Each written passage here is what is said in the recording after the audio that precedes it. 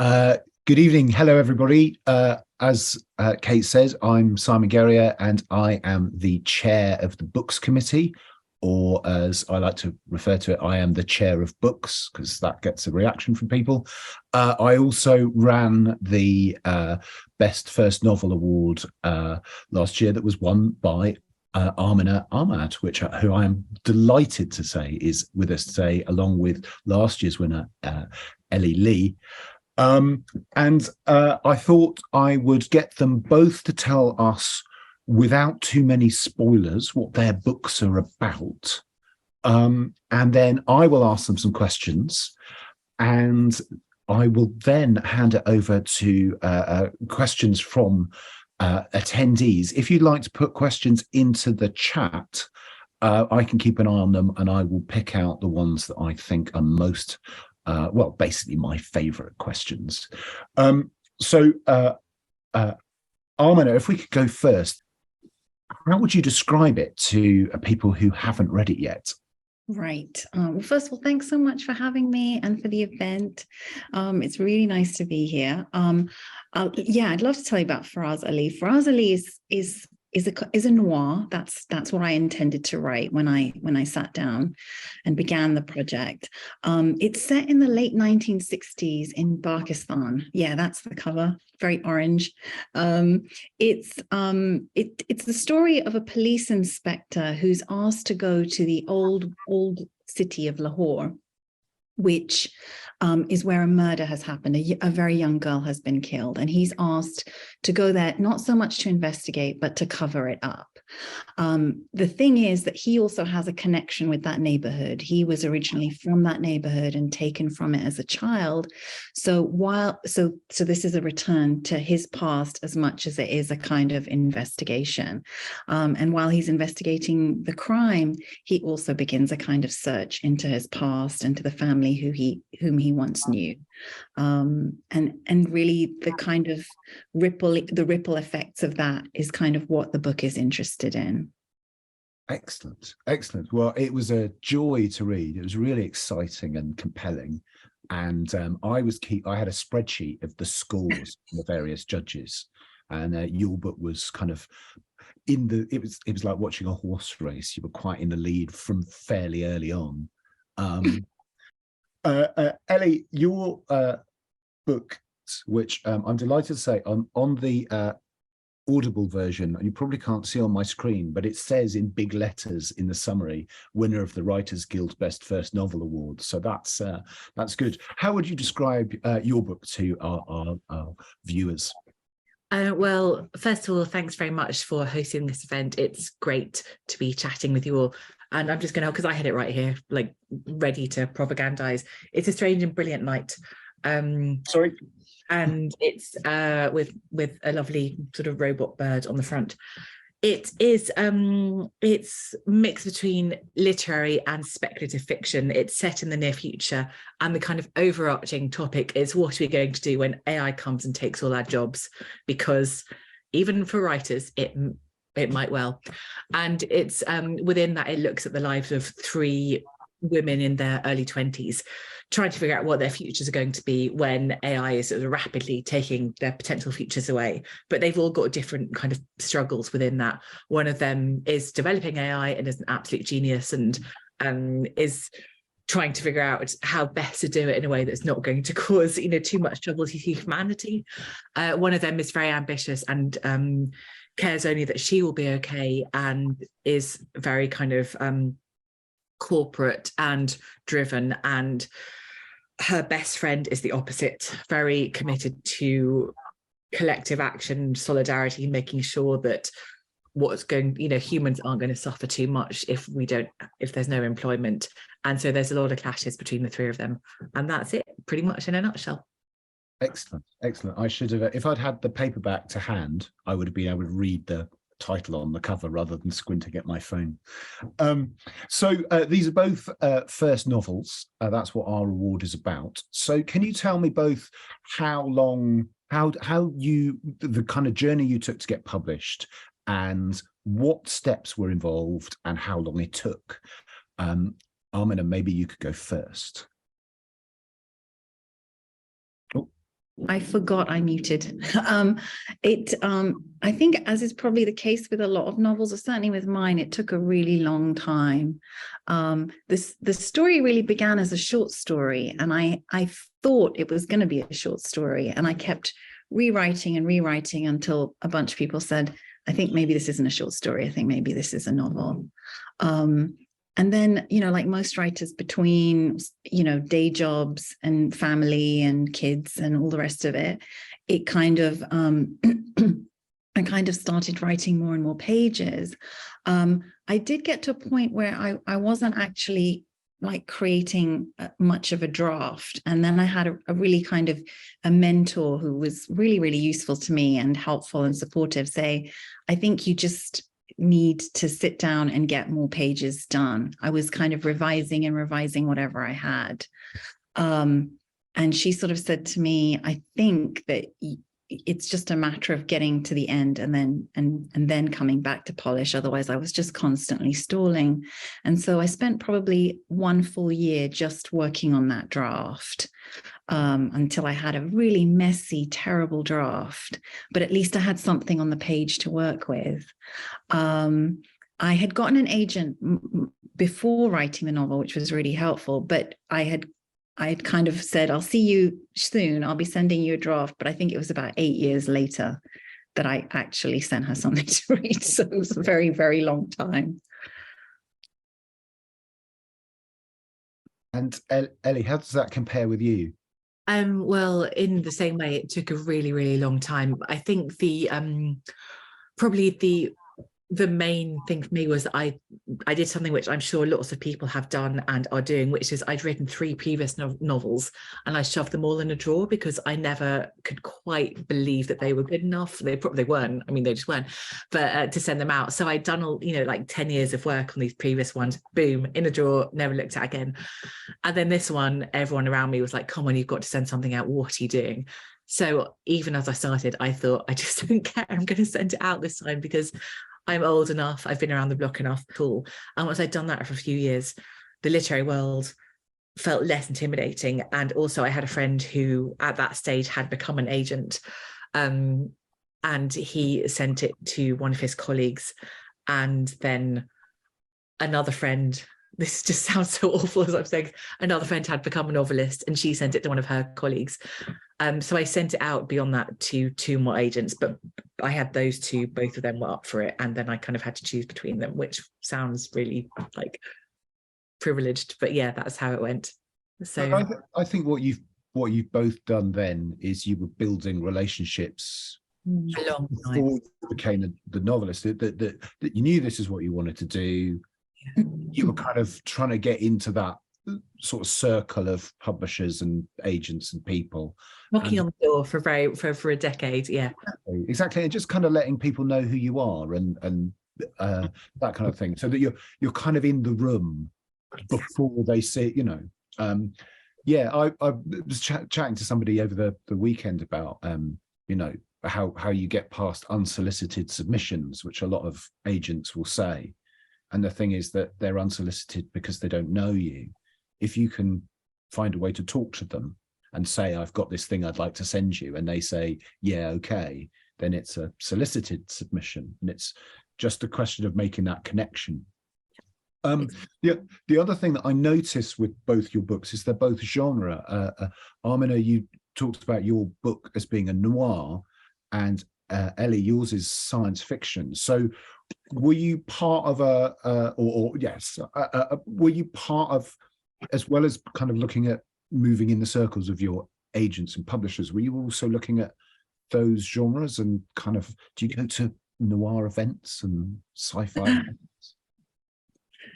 Well, with the noir, I mean, noir was just a genre that I loved to read, actually. And I think, but I had some worries about it because the book isn't a kind of conventional crime story.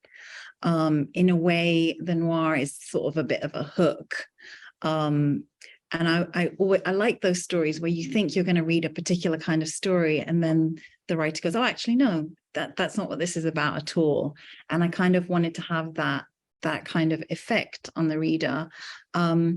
So I really love reading noir. I really read a lot of crime fiction, but I do read also a lot of very literary fiction. And the writing program I was in was very literary. And I certainly had some worries about, oh, does this, as soon as you're working with a genre, does that kind of create a parameter for you, into like both in story terms, but also in terms of reaching out to an audience. But I think that what I ended up with, and I'm wondering if Ellie's was similar, where it was kind of a hybrid. So elements of the genre, which I was interested in, and which really appealed to me as a writer, but trying to do something with it that felt a bit different and not like a kind of, not like many other crime novels. So it had a different shape and a structure that was different. I could say or answer word for word. It was pretty much exactly as you said it, Aamina. I think the only thing that I found quite tricky was that because I was published by a science fiction publisher, and I kind of considered the novel to be more literary fiction, but the literary fiction publishers my agent sent it to said it was too sci-fi, and the sci-fi publisher said it was too literary. And it's just like, oh God, when I was writing it, I was just writing what I wanted to write. So I think what I would have wanted to know, and what I think people should know, is just some commercial nous, of which I had absolutely none. Sort of, where are you? You are going to be defined by your genre. When I walk into shops, I think, oh, this is a literary novel, but it's in the sci-fi section. To me, it's just not sci-fi. So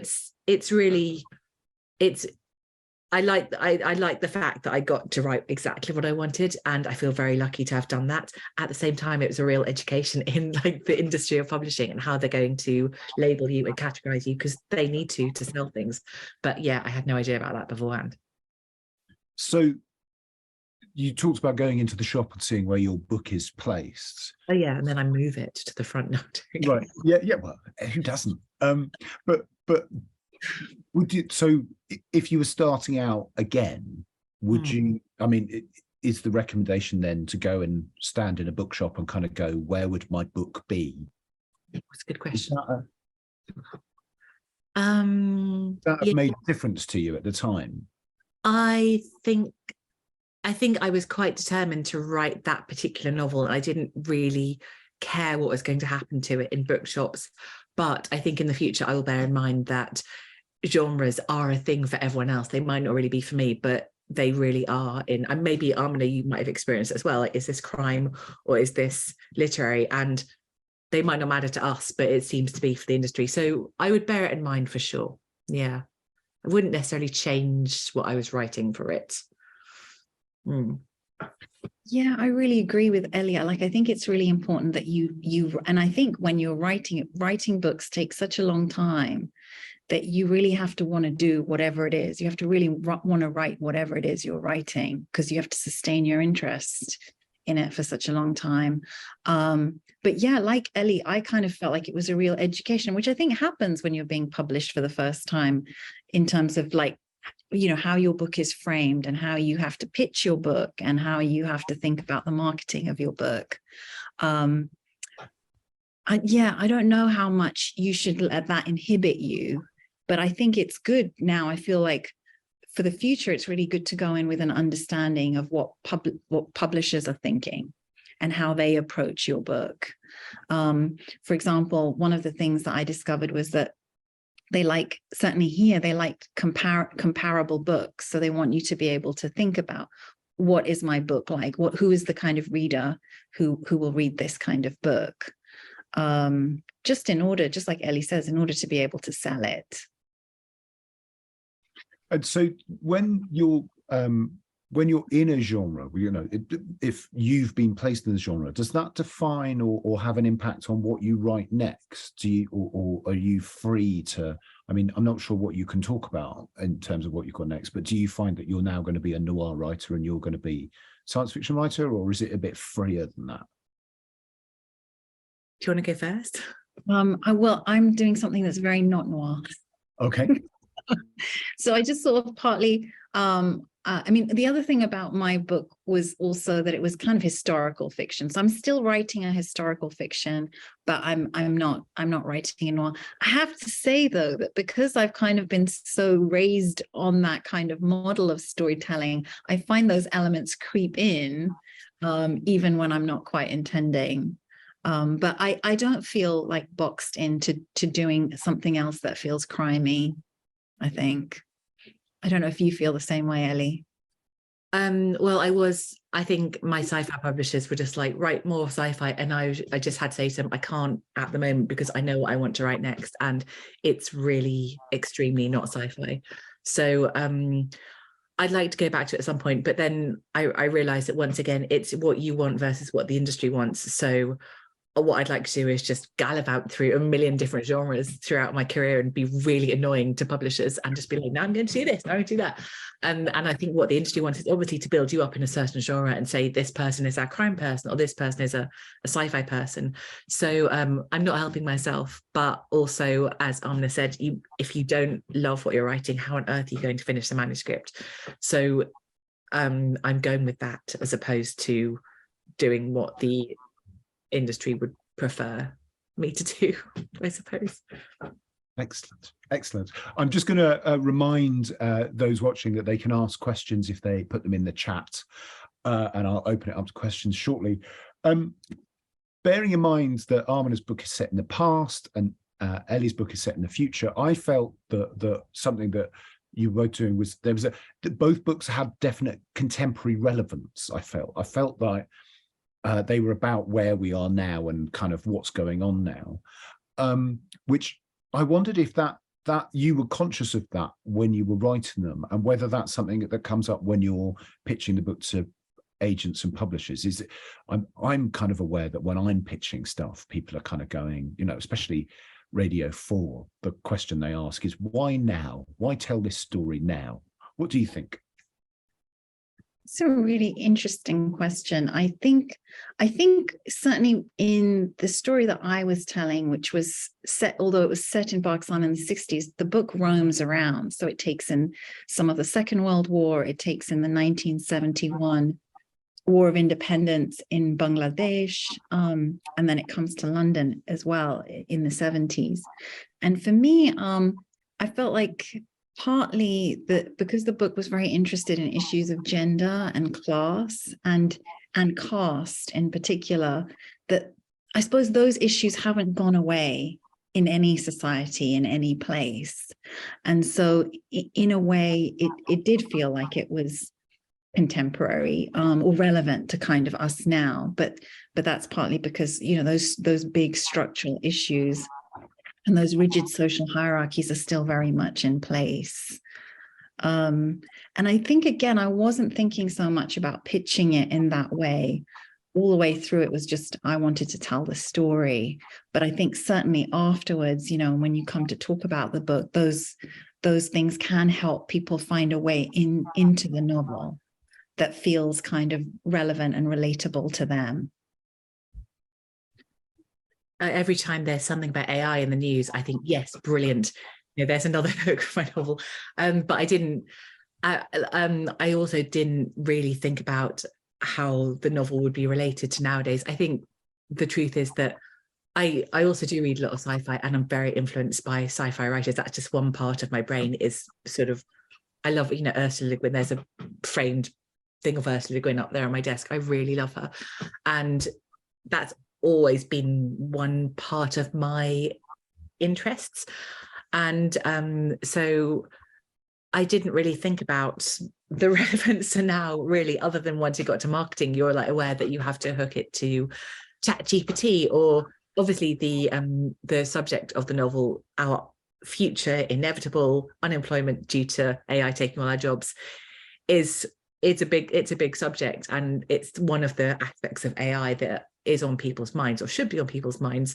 But once again, it was, when I was writing it, as much more like, oh, I'm really excited to be writing this like slightly utopian, bizarre novel. And yeah, I just wasn't thinking about any sensible things like linking it to today's issues. So yeah. I was flipping through your book earlier today in preparation for this, and there's a passage about the Orts taking over or being involved in a coffee shop. Yeah. And so I was like, okay, well, I'll ask about that. Flicked back to my email, and there's an email about what's the Writers Guild going to do about AI writing books? Oh, okay, right. Yeah. Yeah. So yeah, especially I think the award from the Guild of other writers, which feels really meaningful, and you feel a bit like your own community has kind of come out to back you up. So I think that felt really, really important to me, just in that very personal sense. And of course, it's a wonderful thing for your CV in terms of, when you go out again with your next book, like, it's going to be a really helpful and important kind of thing to have alongside you. I mean, for me, the most important thing was that I was in the same room as the Chuckle Brothers for one night, my childhood TV heroes. So you can't top that. But other than that, I completely agree with everything Aamina says. For me, the word that springs to mind is confidence. It gave me so much more confidence, because even if you're getting published, I mean, like you said, Aamina, even if you get published, you just having the validation beyond being published is like, how much more do you need? But it turns out that the award really, really helps, and it's just been a wonderful gift. So yes, confidence and gratitude are really the things I feel about it. Excellent.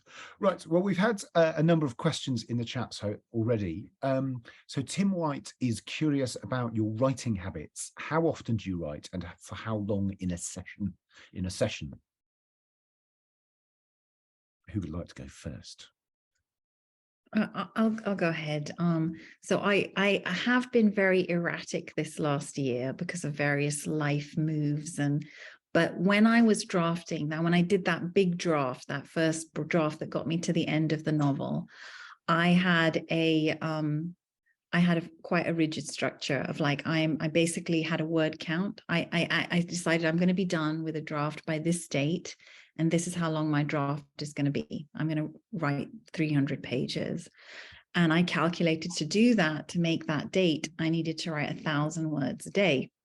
So however it happened, whether it was in the morning or night or wherever I could find time, I wrote 1,000 words. And if for a couple of days I didn't write, which happened quite a lot, my children were quite small at this time, I would have a deficit. So I'd have 3,000 or 4,000 words. So when I next sat down, I'd be like, I'm going to write 3,000 or 4,000 words. I wrote a lot of that draft without much planning. So I would just sit, open up, and just write. And I will admit one thing, that a lot of that draft was so terrible, it did not make it in subsequent revisions. But I think it was so important to have something to work with. And until I had the pages, I just didn't have anything to work with. So I still try and do that. I still try and sit down, and my aim is I write 1,000 words whenever I sit down. Yeah, I think for this one, but back in those days, for my full-time job, I'd have to go into the office.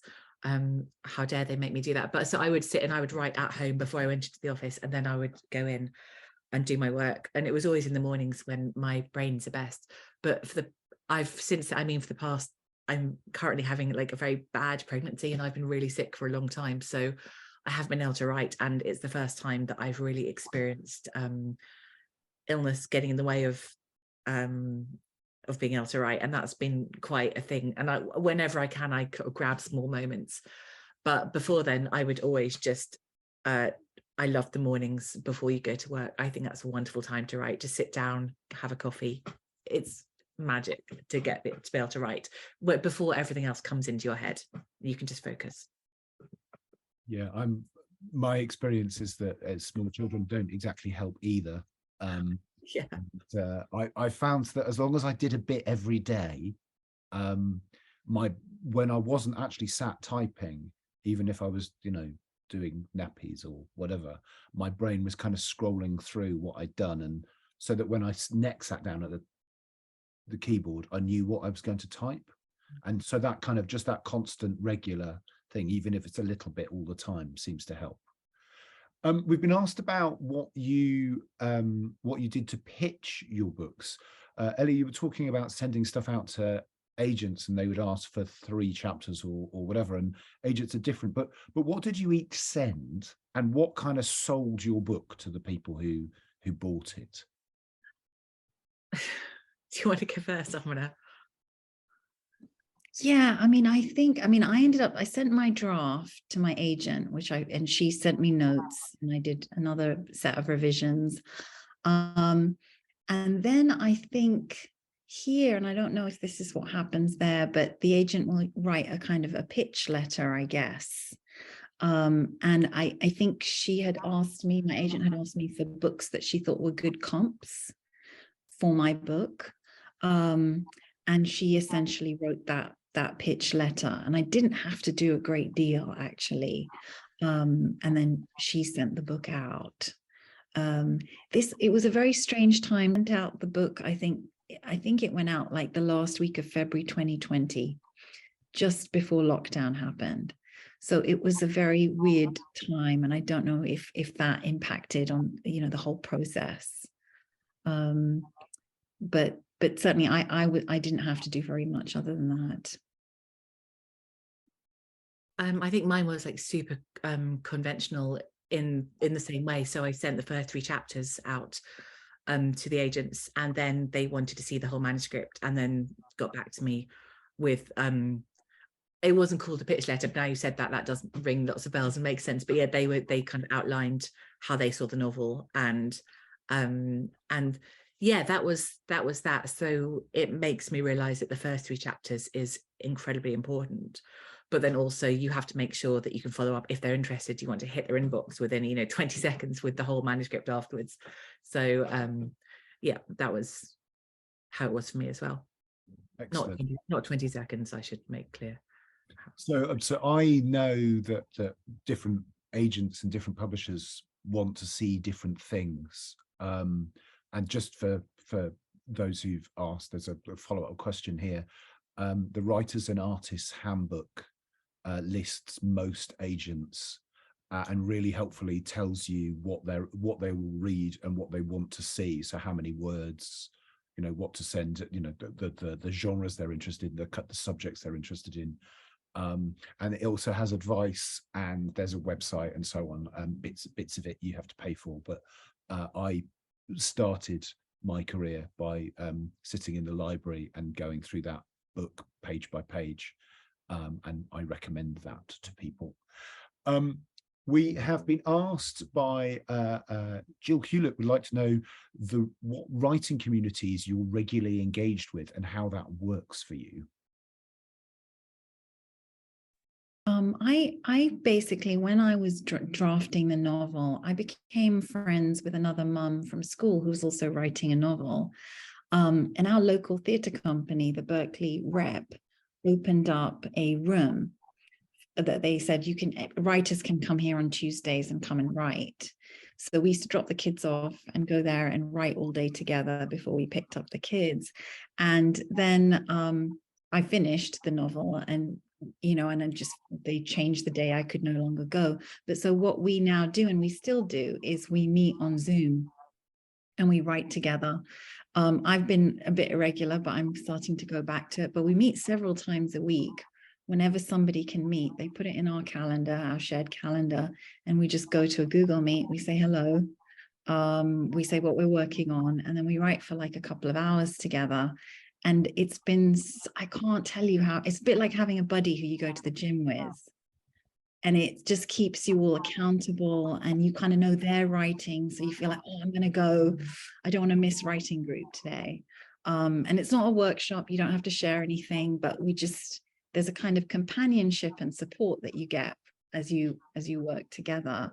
So that's something I really believe in. I think that really helped me get over the finish line, having a kind of group of, or at least one writer who I was kind of working alongside.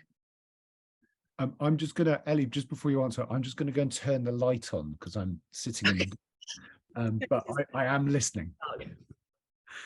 I just realized that Simon was sitting, just kind of his face was appearing, emerging out of darkness. There he is. Sorry. There we go. Writing communities. Yeah, no, I haven't got and Aamina, now you've said that, it makes me feel really envious. I would love to have that. I dropped out of a writing master's program because I found it frustrating. I just think everything, I'm just like the sort of person that's like, no, leave me alone, I'll do it on my own. And that is always the way for me, and it probably makes it harder. And most of my friends aren't writers or in publishing at all. I've got a few writer friends who are great, but yeah, most aren't.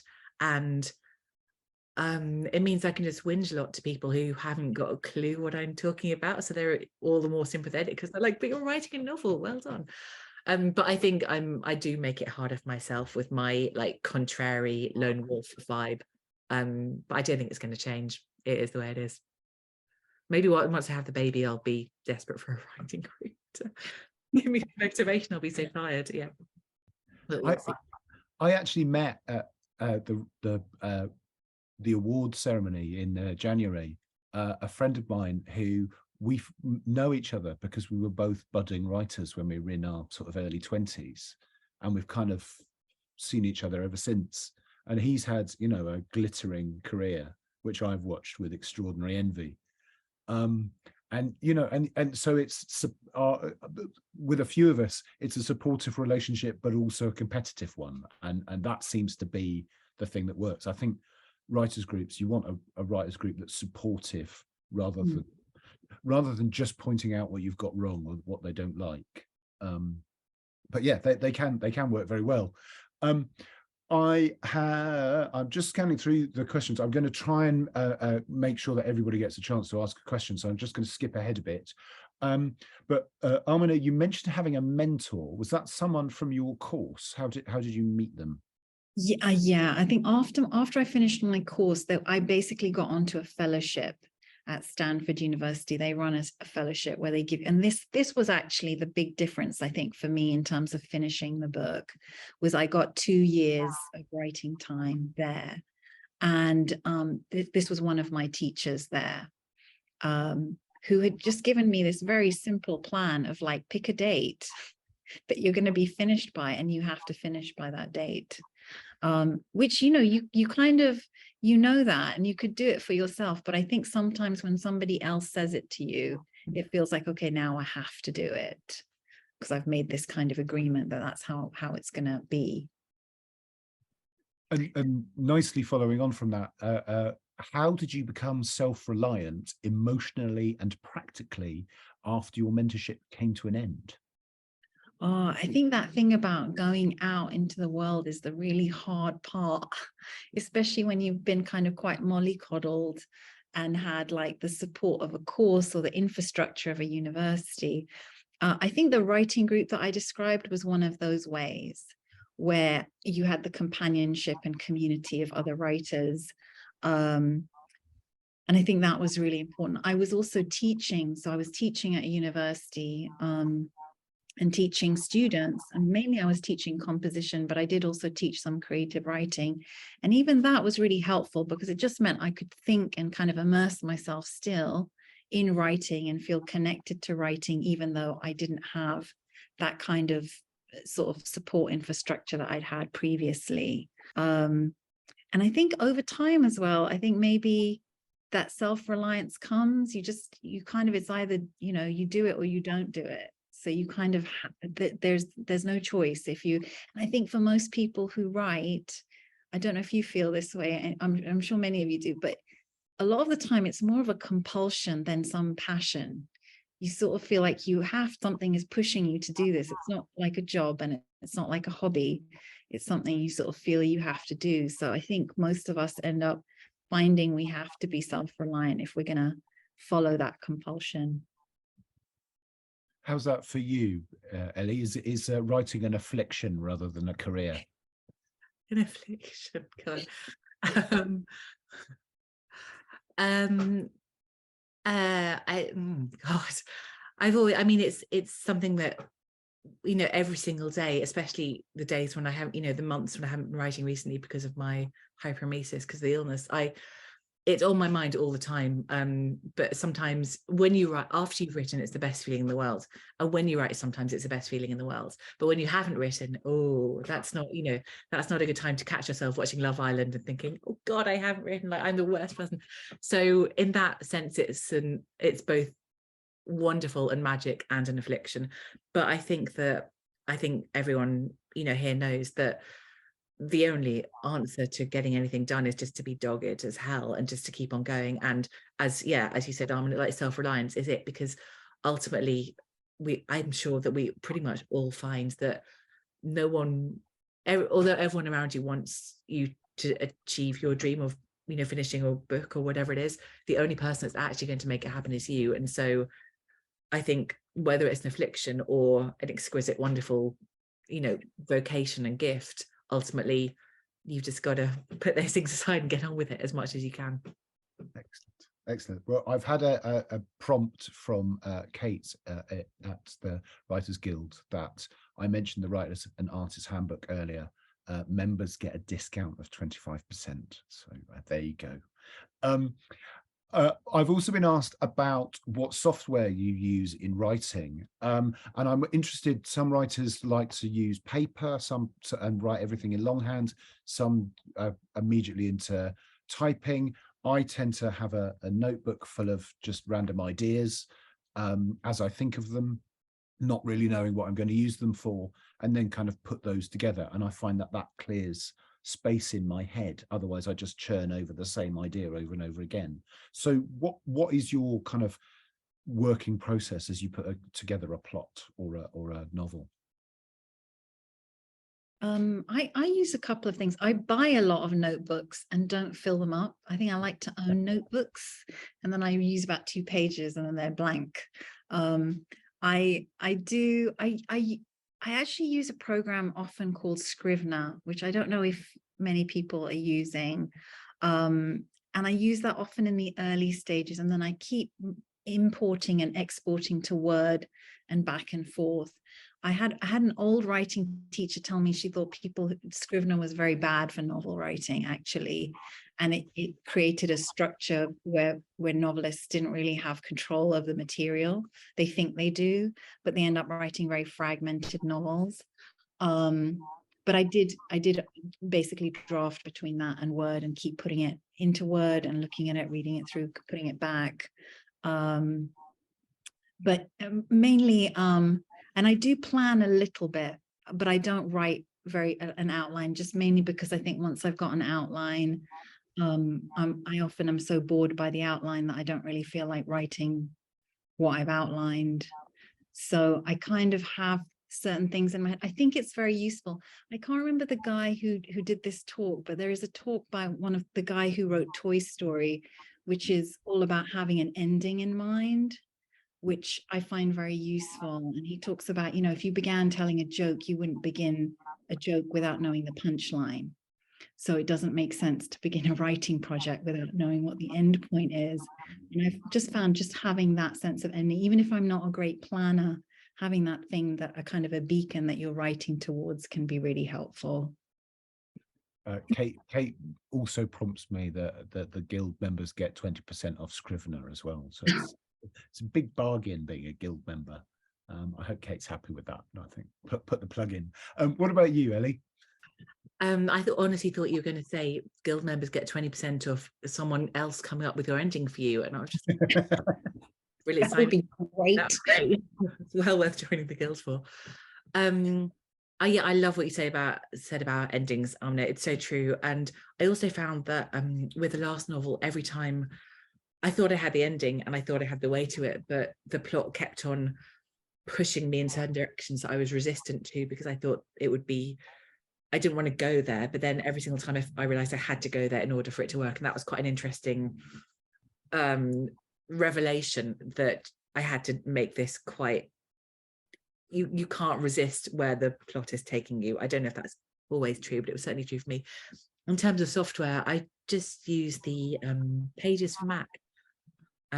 So, the basic one, but I think I don't know why I like having something so boring and minimal and that's it, just to work with, because I like the idea that you're kind of going into a tunnel and it's just you and this quite basic software, and there's nothing fancy with it. I think the only problem is every time I open it up, it's, you know, you have to scroll, you have to, obviously you can't jump to the place that you're working on, and so I end up always starting at the beginning, and you know, I sort of read through the beginning, get to the beginning, gets really polished and everything, and then I eventually go, oh yeah, I'm meant to be working on page 173.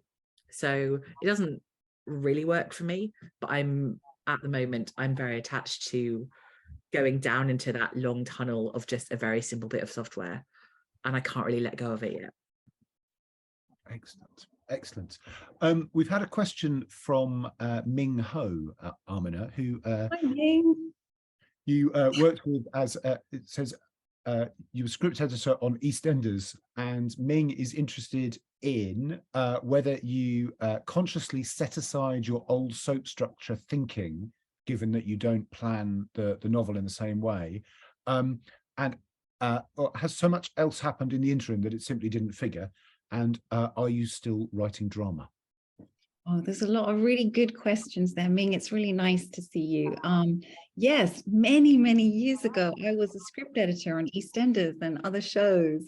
And I think that my EastEnders script editing and just working on long form drama were actually really useful for thinking about the architecture of a novel, actually, because I really saw people working, you know, over the long term, how you do story planning the long term. And I think if you've been versed in dramatic structure as much as happens when you're working on a TV show, it's hard to ever really lose that. And so I still think every time I'm working on like prose, I'm always thinking in act structures. I think I just can't not do that. So, and I think it's been really useful, actually. I don't feel like it was an impediment. The problem with novels is novels get really messy. And so you can't always, you know, that kind of very clean act structure that you can have with drama is sometimes less visible, but it is there because essentially everything has a beginning, a middle, and an end. So I think it's somewhere there locked in my brain and I can't really escape it. And I think it's been helpful in lots of quite surprising ways. I'm not really writing much drama. It's been a while since I've written drama. I met a screenwriter not long ago who used to be a novelist and had started writing screenplays. And he said to me, I just can't go back to writing novels now. There's just too many words. And I was like, oh no, I don't want to have that feeling happen where I'm like too overwhelmed by the thought of having to write sentences that I don't want to write books anymore. So that's made me a little bit anxious about going too far into drama, but I still love drama, and I feel like I think all the things I learned from working in drama have been really, really useful. And do both of you, when you're writing a novel, think about, you know, how would this work on, you know, when my book is bought for the screen and it becomes the, you know, next big Netflix series and stuff, do you think about that at that stage? Does it enter your minds at all, the way that it might be interpreted? I didn't at all. I mean, partly because I think one thing I learned from working in television was the impediments around like budget and schedule and logistics are so limiting. And I think one of the joys of writing a novel is like, I'm going to put a war in. I can just do whatever. And I think your imagination can just roam really wildly. And I think if I did think in that frame, I would be worrying all the time, well, can I have this many locations? Is a director going to say? So not at all. I didn't think about it at all. Yeah, I think it's, honestly, I think you can tell when, and there are certain writers, certain novels that do spring to mind, you can tell when they've been written with the screen in mind. And I think completely agree with Aamina. I think it's quite not damaging, but it can put limitations on your imagination in ways that I just think can't be helpful if you're writing a novel. So I just think it's just, I knew that mine wasn't going to be adaptable. It's completely unadaptable, and you know, that was fine. It's just like, it's unadaptable, brilliant, just that's the way it is. So yeah, I think it's not a good, I mean, obviously it'd be a lovely thing if, you know, who wouldn't want their novel to be translated onto screen? It would be a wonderful thing. But with this particular novel, I just let that idea go because you can't have everything, and it just didn't matter. So yeah. One of the comments in the chat is that I should mention my predecessor, Corinne Sweet, who she sort of brought the first novel prize into being, and I just want to acknowledge her. She sadly can't be at this event, but I am in contact with her, so I'll let her know all the nice things you said about the award. But what we're getting towards the end of our event, so if anybody wants to get in a last question, it needs to be a really good one. But this question is there pressure for you to do every possible personal appearance, reading event, festival, and so on? And do you need to be seen to be amenable, or has that changed since the pandemic? Are these things enjoyable? And I think what they're basically asking is how much have I forced you to do this event this evening, and how unreasonable am I? Well, I have to say, I think if I'm honest, there's the thing that is very different when your book comes out, and Ellie, I don't know if you felt this too, is that I was so excited about the idea of the book being in a bookshop. I never really thought you actually still needed people to go and buy the book. I wasn't really thinking about the fact that you do, on one level, you have to become a slight salesperson for your book. And that's partly what events and all of these things are about. I think what I've really loved about the events is meeting readers. It's been really nice when they come, they ask really thoughtful questions. They're very, very engaged. And I think maybe because people who read books are relatively small in number compared to other audiences, the ones who are into it are really into it. And so they love to talk about books and to be around books. And I think that's really fun and really exciting. And so that I've really enjoyed. That piece of it has been really, really enjoyable. I don't know how you found it, Ellie. I just want to say I appreciate the chat in the comments about the fact that they thought Lord of the Rings couldn't be adapted to screen, and it was. So yeah, that's true. If we can do Lord of the Rings, we can do that. But in terms of events, I mean, I don't really talk much about writing in my day-to-day life because it would seem absurd to just be saying to everyone, oh, I'm writing a novel. It's just a bit, kind of. So I've really enjoyed the event for the fact that people ask about writing stuff that you never articulate to yourself or to anyone else really, and then you get a chance to go, oh yeah, well, is it an affliction, that sort of thing. So I love the fact that we get to have a bit of self-reflection during these events, and also it is really wonderful it's bonkers and fascinating to meet people who have read your novel or who have read similar things or are writing their own novels. And I went to a festival when my novel came out, and there was a talk about AI, and that kind of the future, and it was just so exciting to meet people from different walks of life who all had a similar interest, and that buzz that you got from a live event, especially after you've been writing on your own for so long, and then there was COVID. Yeah, it's brilliant.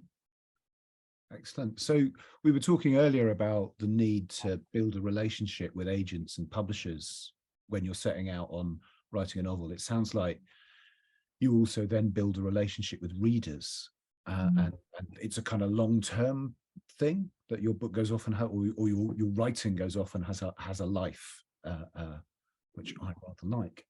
We are pushing time, so I would just like to say, well, this has been a delight, and I recommend both books to everybody watching. So that the return of Faraz Ali by Aamina, and I'll say it right now, A Strange and Brilliant Light by Ellie, because I can read my own handwriting, not the tiny text on the screen. And it's been a great delight, and I am hoping that we'll get to do this event again next year, when it will be Aamina's turn to hand over to whoever wins the best first novel award next year. Thank you very much.